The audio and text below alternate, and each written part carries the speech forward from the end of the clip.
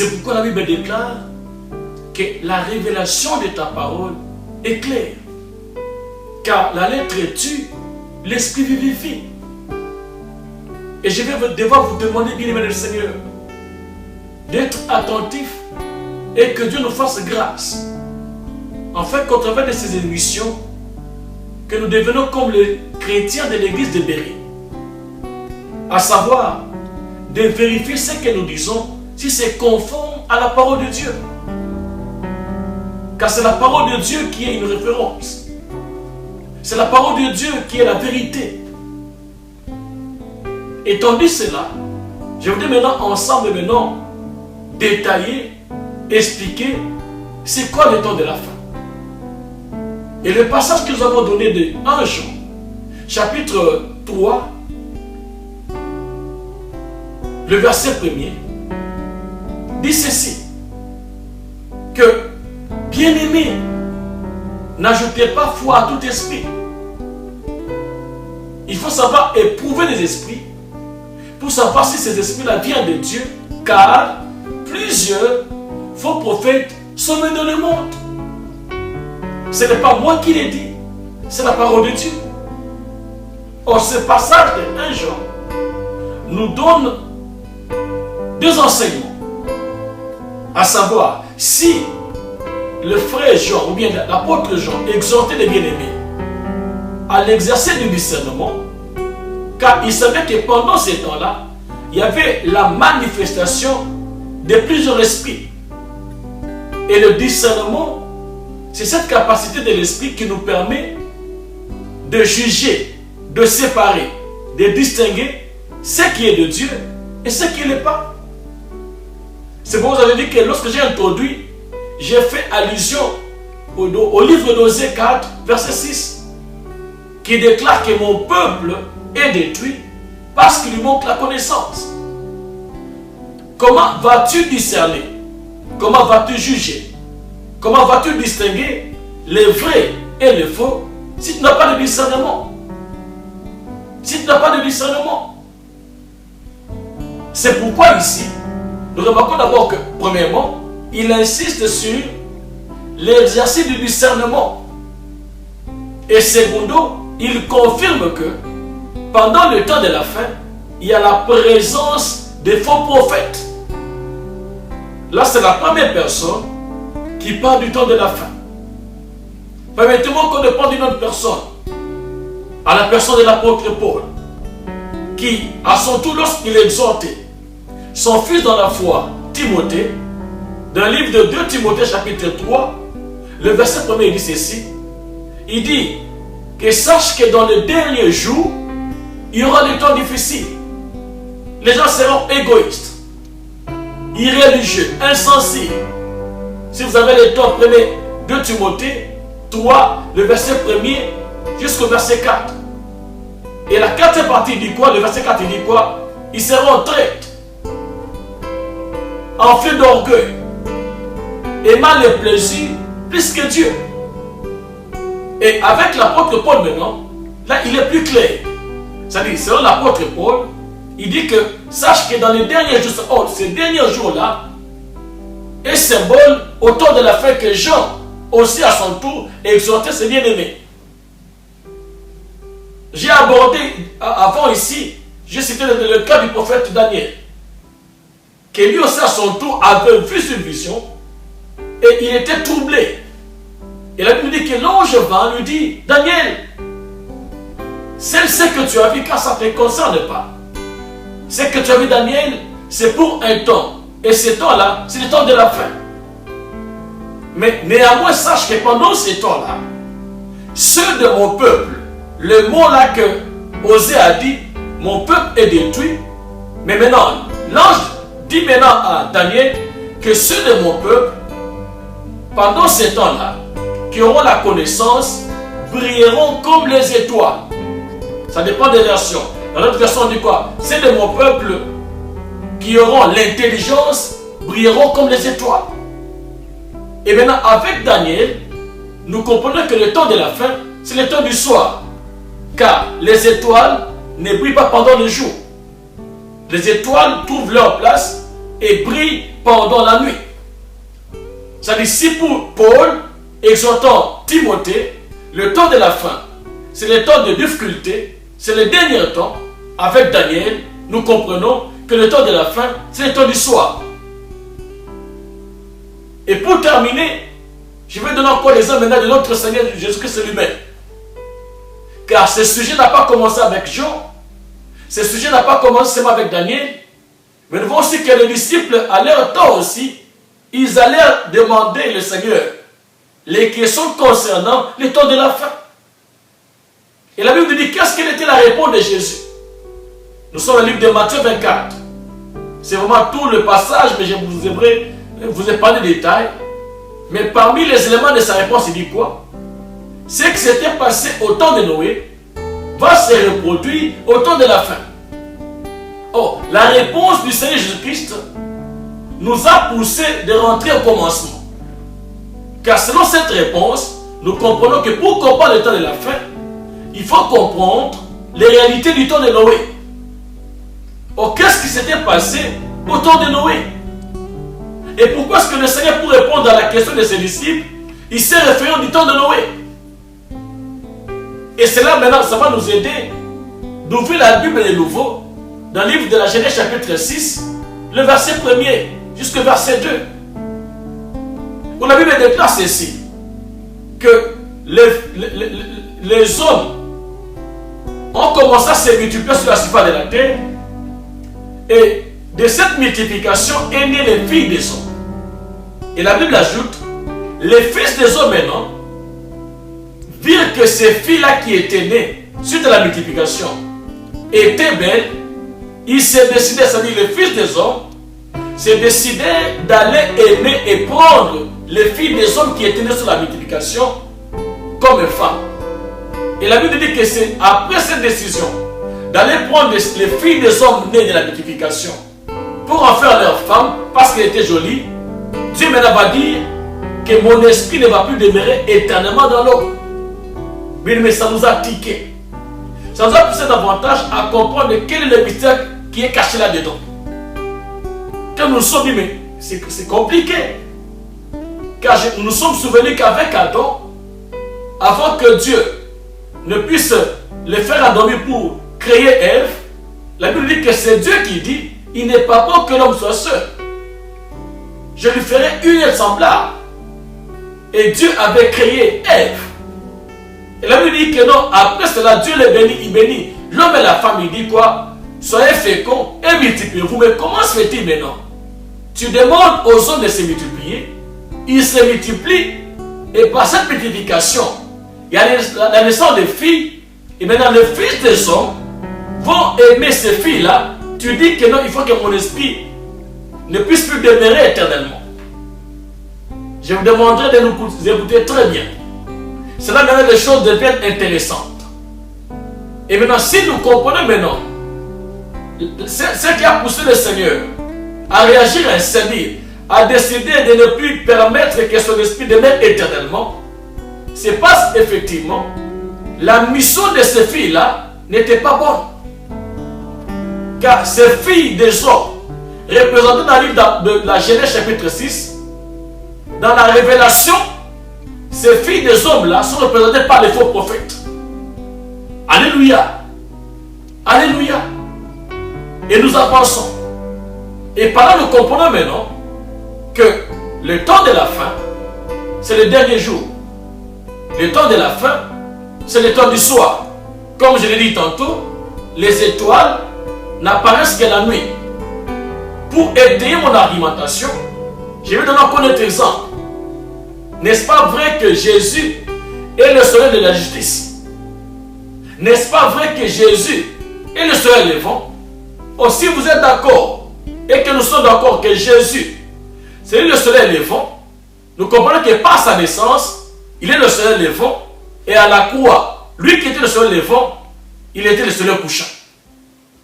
Or, la Bible nous dit qu'à la croix, de la 6e à la 9e heure, il y avait le ténèbre.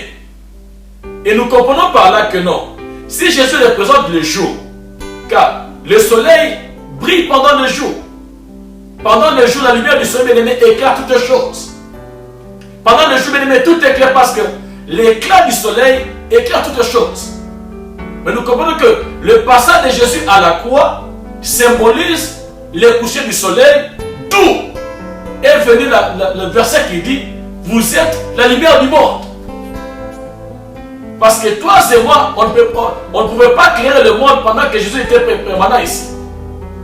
C'est-à-dire le passage de Jésus qui est à la croix donne le passage maintenant de la manifestation des étoiles. C'est pourquoi Daniel a dit « Ceux de mon peuple qui ont la connaissance brilleront comme les étoiles ». Or, les étoiles, c'est la lumière qui éclaire pendant la nuit. La nuit qui symbolise, bien aimé, le temps de la confusion. Or, le discernement a comme contraire la confusion. Là, il n'y a pas le discernement, il y a la confusion. C'est pourquoi aujourd'hui, peuple de Dieu, la confusion est en train de débattre son plein. Or, la connaissance va t'aider à discerner. Or, aujourd'hui, comme je dis tantôt ici, comment tu vas discerner si tu n'as pas la connaissance? C'est-à-dire, ici, j'aimerais aujourd'hui, là, arrêter ici, mais développer en 5-3 minutes qui nous restent sur l'importance du discernement. Parce que le temps de la fin, c'est le temps du soir. Or, si nous sommes convaincus, nous sommes d'accord par rapport à la parole de Dieu, que les étoiles apparaissent le soir, je voudrais aujourd'hui vous interpeller, peuple de Dieu, de comprendre que tu n'es pas n'importe qui. C'est-à-dire, toi et moi, nous sommes ces étoiles-là que Dieu a qualifiées de la lumière du monde qui doivent éclairer pendant ce temps ici. On ne peut pas avoir la connaissance si on n'a pas eu le temps de s'approcher de Dieu, d'aller chercher Dieu. Nous sommes des classes ici. Et heureux ceux-là qui ne s'assient pas en compagnie des méchants, en compagnie des moqueurs, mais qui trouvent leur plaisir dans la loi de l'Éternel, qui la médite jour et nuit. Ils sont comme un arbre planté près d'un courant d'eau. C'est-à-dire, ce passage-là, prophétiquement parlant, on parlait d'Élie. Pourquoi Élie? Parce que Élie était suscité dans la Samarie, la période où il y avait la confusion comme c'est ici. Donc Élie, avant d'aller affronter les prophètes de Baal et Astarté, qui représentent les faux prophètes qui sont dans le monde, Dieu d'abord avait convoqué Élie dans les torrents. Mais aujourd'hui, toi, aujourd'hui nous ne voulons pas lire la loi de l'Éternel. Combien parmi nous, bien-aimés, lisent la parole de Dieu? Combien parmi nous, bien-aimés, méditent la parole de Dieu? Car il n'y a que la connaissance qui peut t'aider à comprendre que ça c'est vrai, ça c'est faux. Bien-aimés, imaginez-vous l'apôtre Paul, un autre exemple. La Bible dit que l'apôtre Paul et Silas, pendant qu'ils se sont levés pour aller à la prière, sur leur passage, la Bible dit quoi? Ils ont été arrêtés par une femme qui prophétisait sur eux. Et la Bible dit que non, cette femme les a arrêtés, a commencé à prophétiser parce que si la Bible, selon Jean, parle qu'il y aura la présence des faux prophètes, c'est pour dire que non, le mouvement qui a tendance à agir massivement au temps de la fin, bien aimé, c'est le mouvement prophétique. Or, si on n'a pas de discernement, comment est-ce qu'on saura les vrais prophètes et les faux prophètes? Quand même, la Bible nous dit encore des Thessaloniciens que ne méprisez pas les prophéties, il faut les examiner, ça veut dire il faut les juger, il faut les éprouver. Retenez ce qui est bon et rejeter ce qui est mauvais. Mais si tu n'as pas la connaissance, comment tu sauras que ça c'est vrai et ça c'est faux? Car aujourd'hui, à l'église, il y a des esprits qui parlent. Il y a Élisabeth qui parle et il y a Python qui parle. Pour discerner Élisabeth, il faut être mari. Car Élisabeth a apporté une nouvelle à sa soeur que non, elle était enceinte. Or, Marie était porteuse du Christ en elle. C'est lorsque la parole de Dieu est prêchée, c'est lui que le Saint-Esprit le saura. Et il y a aussi Python qui parle. Bien-aimé. Or, pour discerner Python, il faut être Paul. Or, Paul, prophétiquement parlant, représente la connaissance. Et aujourd'hui, après ce long silence, pourquoi est-ce qu'on s'est levé? On s'est levé parce qu'aujourd'hui, prophétiquement parlant, nous sommes comme à ce temps-là où Aman cherchait bien aimé à exterminer les Juifs. Et la Bible dit que lorsque Mardoché, l'oncle à Esther, a su ce plan macabre, Mardoché s'est levé, allait dire à Esther, pendant que toi tu dors ici, il y a un plan. Lève-toi et va défendre le salut de ton peuple. Parce qu'ici, Mardoché, prophétiquement parlant, représente un vrai prophète de Dieu.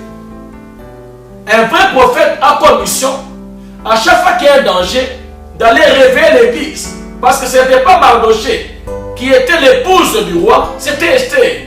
Esther, entre guillemets, qui symbolise l'église. Aujourd'hui, parce que l'église est en train de dormir, le diable bien-aimé a pris la place. Ces faux sont entrés, ils ne sont plus dehors, ils sont au milieu de nous. Ils sont entrés à l'église, ces faux prophètes, comme les filles des hommes, dans le but de quoi? De séduire les chrétiens. C'est pourquoi si vous lisez dans le livre de Matthieu 24, à partir du verset 24, il dit quoi? Pendant le temps de la fin, il va s'élever des faux Christ, des faux prophètes. Ils feront beaucoup de prodiges et de miracles de manière à séduire même certains élus. Bien aimé, lorsque j'ai lu ces choses, ça me révolte. C'est-à-dire, si certains élus peuvent être bien aimés emportés par la manifestation des faux miracles, bien aimé, et si toi qui n'es pas affermi, quel serait ton sort?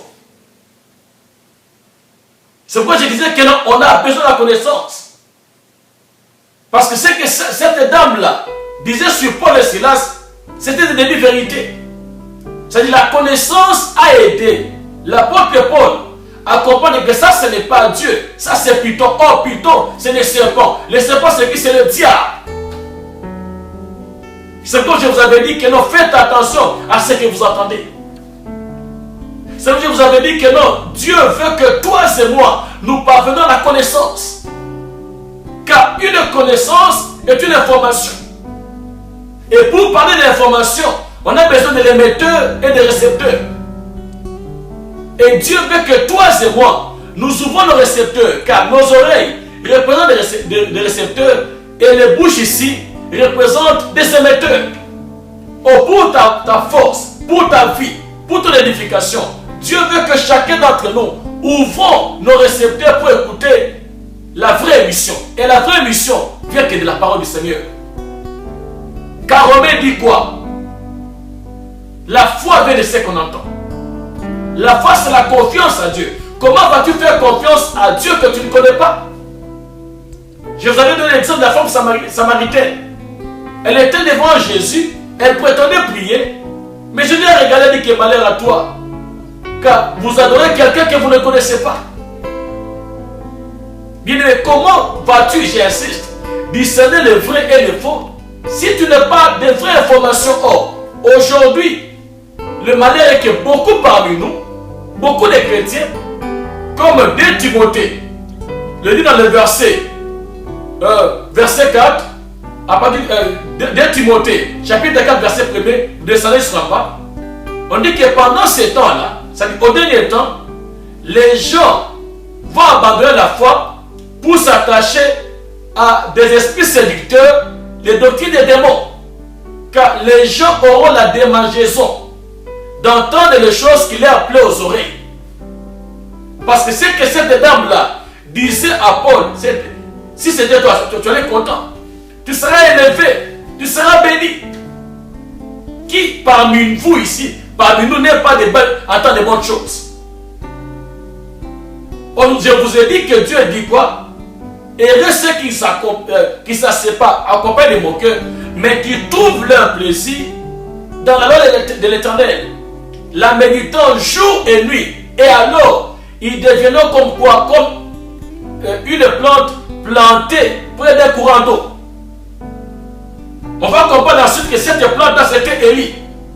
Parce qu'Élie est arrivé dans la Samarie, comme je disais, pendant la période de confusion, comme cette période ici.